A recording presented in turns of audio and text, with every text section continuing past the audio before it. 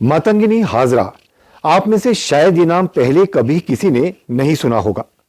मातंगिनी हाजरा एक अद्भुत, एक महान महिला होने के साथ साथ भारतीय क्रांतिकारी भी थी।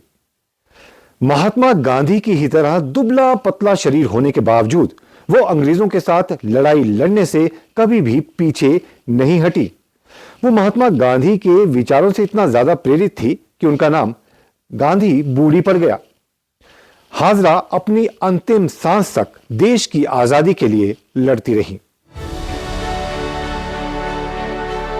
मातंगनी हाजरा वो नाम जिसने अंग्रेजी हुकूमत से लोहा लिया और देश की आजादी के लिए हर आंदोलन में सबसे आगे रही। मातंगिनी हाजरा का जन्म पश्चिम बंगाल मिदनापुर जिले के होगला गांव के एक अत्यंत निर्धन परिवार में हुआ था।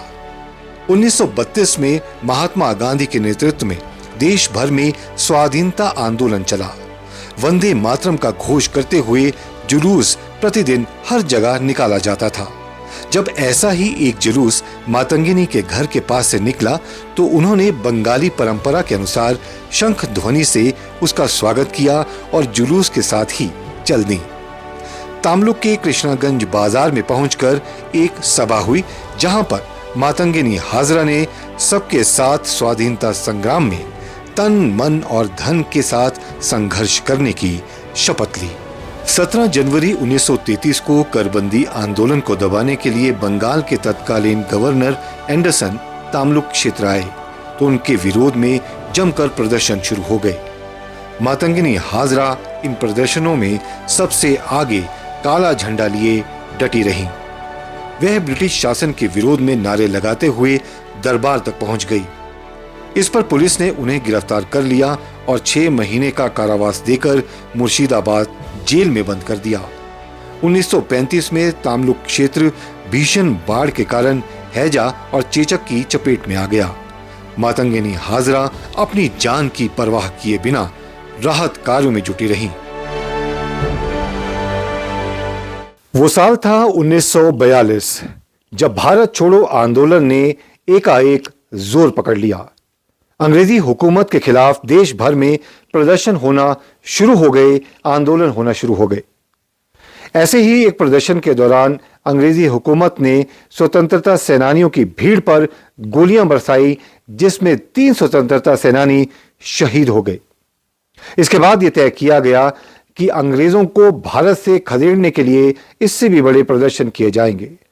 एक ऐसे ही आंदोलन में मातंगिनी हाजरा मौजूद थी, जो मंच पर चढ़कर वहां मौजूद देश की आजादी की लड़ाई लड़ रहे स्वतंत्रता सेनानियों में भारत माता की जय के नारे लगाकर जोश भरने का काम कर रही थी। अंग्रेजों से यह बर्दाश्त नहीं हुआ और उन्होंने हाजरा पर एकाएक गोलियां बरसाना शुरू कर दिया, जिसमें 3 गोलियां उन्हें लगी और वो देश की आजादी के खातिर हमेशा हमेशा के लिए अपनी जान न्यौछावर करके अमर हो गईं। प्रदर्शन कर रहे स्वतंत्रता सेनानियों को खदेड़ने के लिए अंग्रेजी हुकूमत द्वारा फायरिंग के दौरान एक गोली हाजरा के बाएं हाथ में लगी। उस वक्त उनके हाथ में तिरंगा था। उन्होंने तिरंगे झंडे को गिरने से पहले ही अपने दूसरे हाथ में ले लिया। तभी दूसरी गोली उनके दाहिने हाथ में लगी और तीसरी उनके माथे पर लग गई। मातंगिनी हाजरा वहीं पर शहीद हो गई। इस बलिदान से पूरे क्षेत्र में इतना जोश उमड़ा कि 10 दिन के अंदर ही लोगों ने अंग्रेजों को खदेड़कर वहां पर स्वाधीन सरकार स्थापित कर दी, जिसने 21 महीनों तक काम किया। दिसंबर 1974 में भारत की तत्कालीन प्रधानमंत्री इंदिरा गांधी ने अपने प्रवास के समय तामलुक में मातंगिनी हाजरा की मूर्ति का अनावरण कर उन्हें अपने श्रद्धा सुमन अर्पित किए थे। भारत ने 1947 में स्वतंत्रता हासिल की और कोलकाता में हाजरा रोड के लंबे विस्तार सहित स्कूलों, कॉलोनियों और सड़कों के नाम हाजरा के नाम पर रखा गया। स्वतंत्र भारत में कोलकाता में स्थापित महिला की पहली मूर्ति 1977 में हाजरा की थी। तामलुक में जहां उनकी हत्या हुई थी, उस स्थान पर अब एक मूर्ति खड़ी है।